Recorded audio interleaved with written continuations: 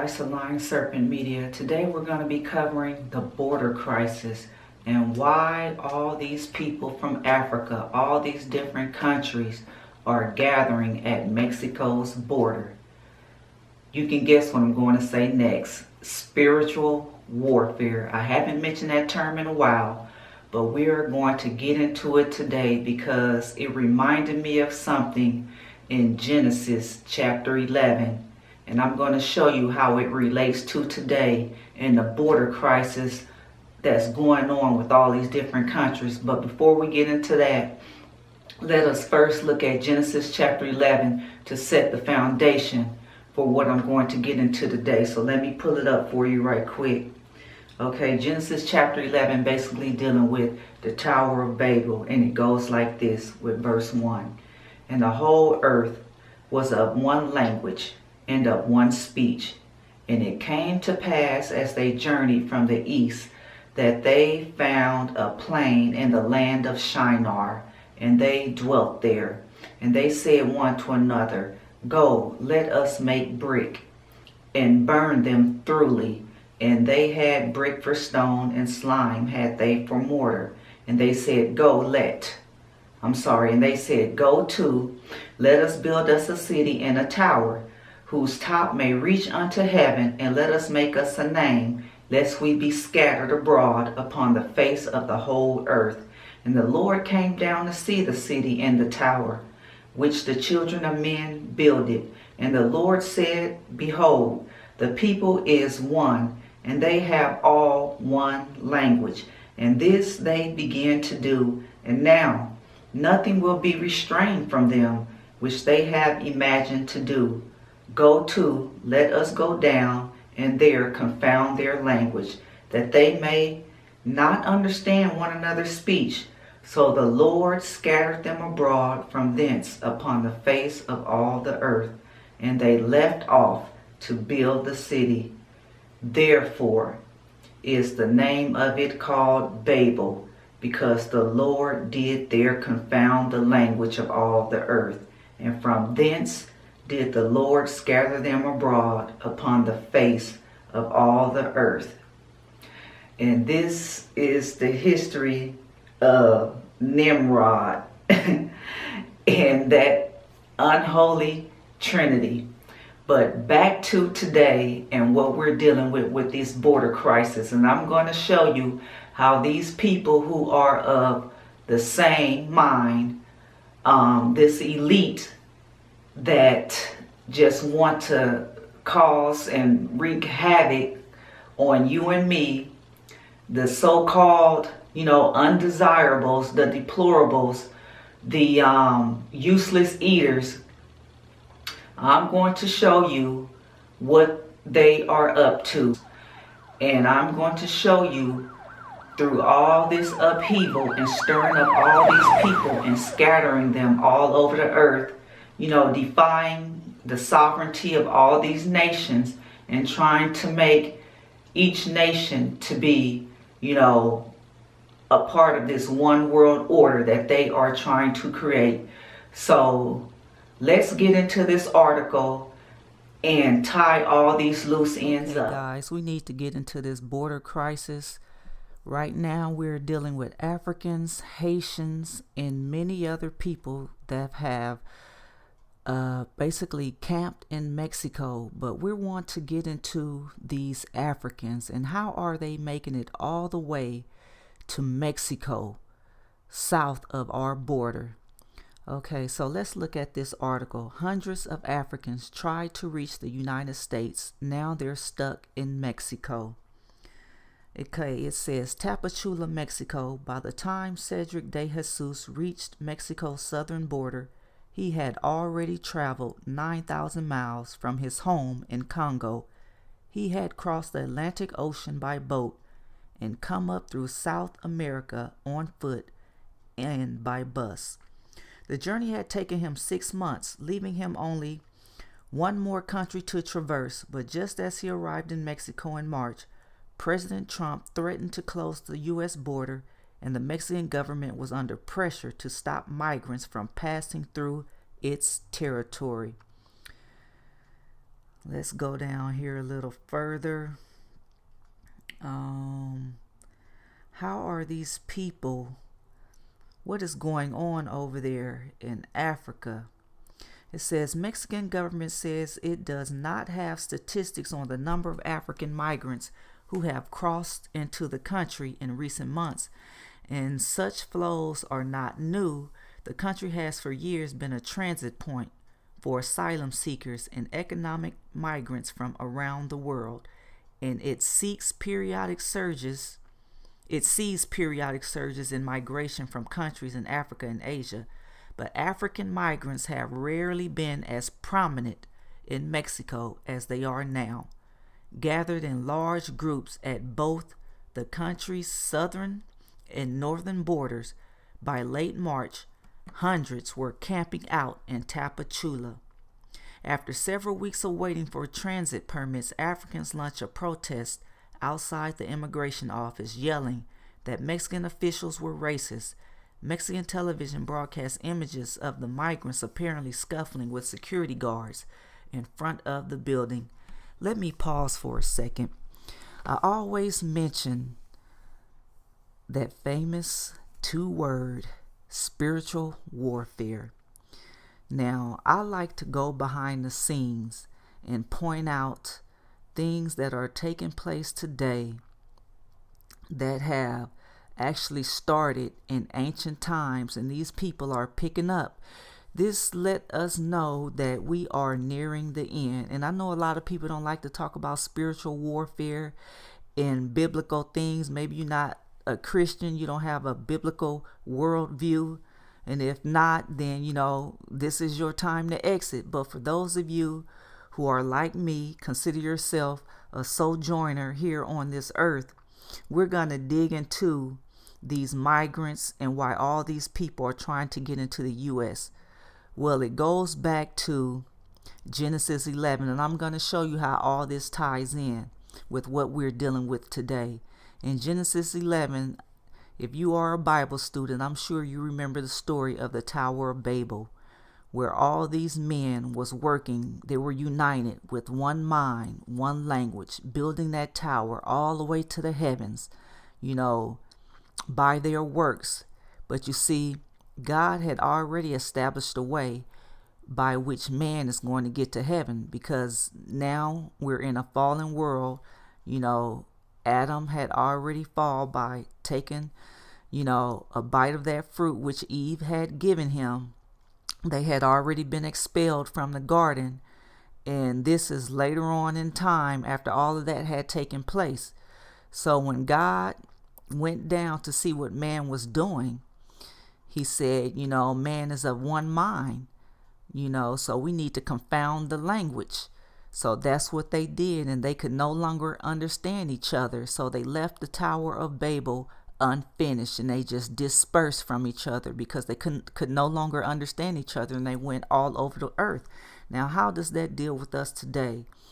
These people that's for this one world order, they don't want no sovereign countries, no sovereign nations. They want open borders, and this is what the devil had in mind back during, the Tower of Babel's construction. And I'm going to show you how these people today that have signed over to his administration, if you will, to follow his leadings, how they are bringing all this stuff about to pick up, where those people left off.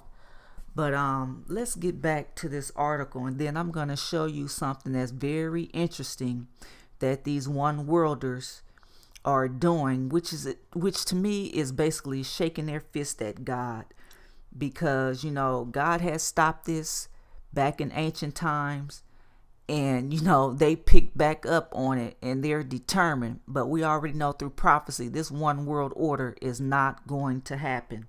No matter how hard they try, it's not going to cleave according to the prophecy. It says many people fleeing sub-Saharan Africa pay smugglers to take them through Niger and Libya and across the Mediterranean Sea to Europe, Others apply through the United Nations to be resettled as refugees, often in the United States. Now, that's another thing that I read. Actually, I heard a comment. I was reading blog comments on an article similar to this where people were saying that Canada and Mexico had signed this treaty with the UN that resettles these refugees basically in their country, but the United States didn't sign on to that. And so that's why Africans and Asians and all these other nationalities are flooding Mexico. But I'm curious to see, because I never hear anything about Canada. Is Canada border being overwhelmed with Africans as well? That is what I want to know. Okay, it says others apply through the United Nations to be resettled as refugees, often in the United States, but both of those options have become harder in recent years. The Trump administration has sharply reduced refugee admissions because we're already overwhelmed. We can't take care of these people. We can barely take care of the people in the United States. And Europe has pressured Libya's Coast Guard to turn around migrant boats in the Mediterranean. In Libya, I guess this is De Jesus, I was told they kill black people now. De Jesus said, they kill migrants. I was scared, so I chose to go to America. De Jesus is from Kinshasa, the capital of Congo. He said his brother was killed by security forces loyal to Joseph Kabila, the country's former president, and soldiers had threatened him too.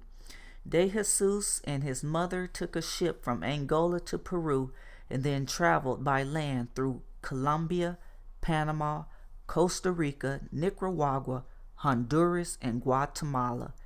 That's a lot of traveling. In Panama, he said he lost track of his mother, only to be reunited with her weeks later by luck in southern Mexico. Until recent months, many African migrants were able to get transit permits easily, but Mexican immigration officials have been slower to process the permits as the government has struggled to keep up with the thousands of Honduran Guatemalan migrants hoping to pass through the country. Trump has pressured Mexico to stop allowing migrants to transit through the country on their way to the U.S. border. In many cases, Mexican authorities have deported Central Americans and smaller number of Cubans, Haitians, Colombians, and Ecuadorians back to their countries of origin. But the Africans pose a unique challenge, officials say, in part because they are harder to deport. These countries are without diplomatic representation. Here, that can help resolve the situation for each nationality. Officials say there were so many arrivals from Africa and Asia that it created a backlog in the registration process. Many of the migrants are asylum seekers fleeing political violence in their countries of origin, especially Congo and Cameroon. Many of the Congolese lived for years in Angola, where they learned enough Portuguese to get by in Spanish. Now, we mentioned this name before, George Soros. This man uses his billions of dollars to fund upheavals like this in societies. He was behind funding the destabilization in the East. You remember when the Arab Spring was going on and all these puppet leaders that they had put in place, well, they wanted to change them all out. And once Gaddafi was done, next it was Assad. But Assad was determined to stay put where he was. For 2.5 years, they tried to remove Assad. They tried everything. They tried to propagandize to people and say he used, some type of biological weapon on the people. But there were investigative journalists on the ground, and the things that they were reporting to us was not the case. Just like in Gaddafi's situation, they told us, they had rape squads and they was using Viagra. Also, investigative journalists was over there and they said that was not true. Now, my thing is, back to this spiritual warfare, pushing all these people. It's weird that all these people, and I'm saying it's weird, but it's really not weird. I know what the power is behind it, this power of darkness that these people are motivated by. But all these people want to come to the United States. As you see over in Europe, this is what is taking place over there, and this is what they want to happen to the United States. You know, can you imagine where we would be if Hillary was in office now? All those people would not be held up at the Mexican border. They would be flooding into this country. Now I'm going to show you something else on this computer just to show you the truth of what I'm saying in spiritual warfare. Now I have a little brochure. You know what? It's not even on here. I'm going to have to come back later and show it to you when I get back to the other location, because you know this is low budget studios over here. I have one thing set up right here and then something else set up over there. Everything is not in one location. But I'm going to log off of here and go and find that, and then come back and tie all this back up with spiritual warfare and what we are dealing with today with the border crisis, which the Democrats continue to ignore and say that there is not a crisis. Okay, guys, I will be back in a second to show you the pictures of the new Tower of Babel in this day and age, and you will not believe it, but it's true. I'm going to show you the old Bible representation of it, and I'm going to show you the new, just to show you that these people are motivated by a demonic spirit. Okay, guys, that's it for now, and I'll be back in a second. Okay, guys, this is the one thing I failed to mention, the most important part of this article, because it got me to thinking, what if they weaponize these people with a biological disease, you know, and spread them all over these different countries? And what made me think about this is because it is not being reported that these border patrol agents are coming down with these various diseases from these migrants. So let's get into this part of the article, which I failed to mention in the previous clip. It says, at Casa del Migrante Amar, a migrant shelter in Nuevo Laredo, Mexico, on the Texas border, more than 80 African migrants have gathered. Most are from Congo, Ethiopia, or Eritrea. Nipsey Hussle people in Nipsey, some have been there for months, waiting to be called by U.S. immigration authorities to begin their asylum processes. U.S. immigration agents have said they do not have the capacity to process more than a few per day. One of the men in the shelter is Danny, a 24-year-old from Congo's restive Kasai province, where violence between local chiefs and representatives of the government devolved into a wider conflict between communities across the region the size of Germany. The province is battling the second worst outbreak of Ebola, the Zaire strain, in history, with more than 600 dead so far. Now, is that not crazy? Danny saw a way out. It's the only place where I heard there were human rights, where there was security. I thought about the United States, Danny said. But according to the liberal, crazy, out of control left, the United States is the complete opposite of what Danny says it is. So somebody's not telling the truth. You know, this is the things that they put out in the atmosphere, that they speak out in the media, you know, that we have a serious problem, and they have a serious problem with Trump. You know, they just have a train wreck of ideas, and that's what it boils down to. And they are basically sold out. We have all seen their treasonous acts. All these people, they're doing the bidding of the puppet master, because they want to bring in this one world order. Now, I'm going to show you how this all ties in back to what I read in Genesis chapter 11. Now, let's bring up this Tower of Babel. Okay, let me go out of this and then come back, because I don't want this to go on top of this article. So I'm going to end this. Okay, guys, so here are the two pictures: the ancient Tower of Babel and the new Tower of Babel, which is the EU's Parliament building.